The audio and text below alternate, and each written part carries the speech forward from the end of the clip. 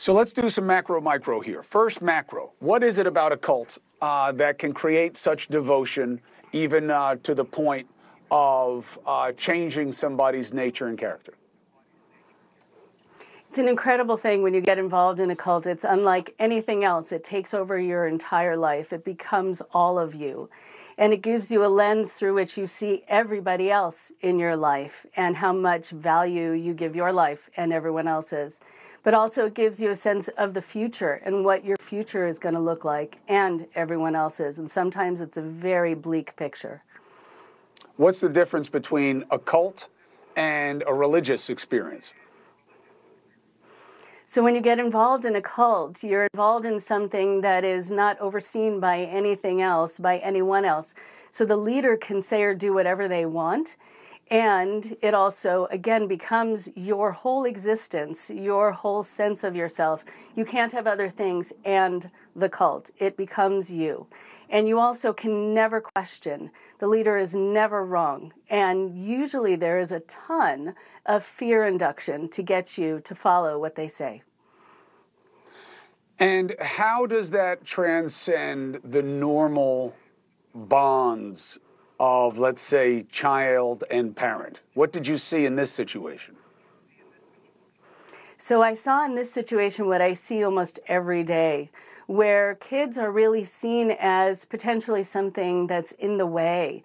They are kind of a threat to the overall control of the leader. The leader usually doesn't really take well to children, because then you're going to have divided loyalties and divided love, and the leader needs all of it.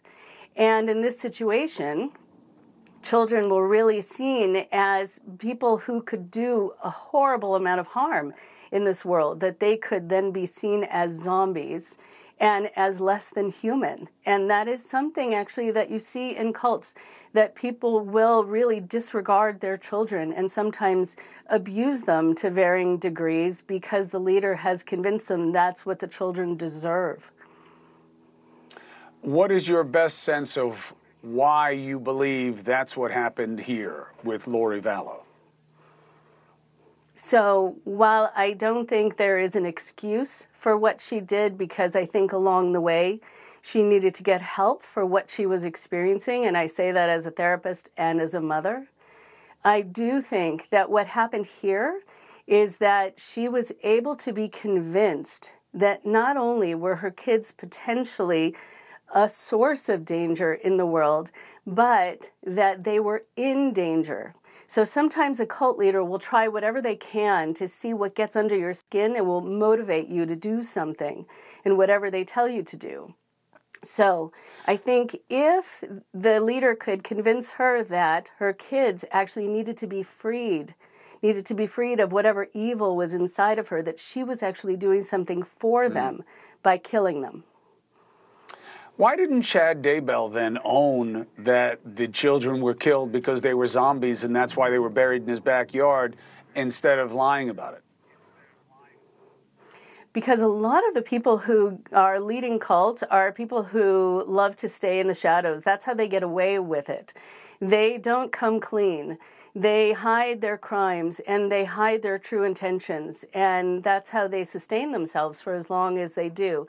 They're often quite immature in this way, and they're narcissistic often. And so just as we know from people who have that personality style, they might not want to take responsibility and have a light shined on what they've done. Rachel Bernstein, I really appreciate the insight, and that's one more indication of why maybe Vallow should have taken the stand. And it'll be interesting to see if Chad Daybell does, and then reverse it and say she was the one pulling the strings on me, that she had the real perverse ideas. I think it's a stretch, but we'll see. Thank you very much. I appreciate you. Of course. Thank you. Hey, thank you for watching. Please go to newsnationnow.com, newsnationnow.com, and you can find NewsNation on your television provider. And don't forget to click the red subscribe button down below. Then you will get more of NewsNation's fact-driven coverage.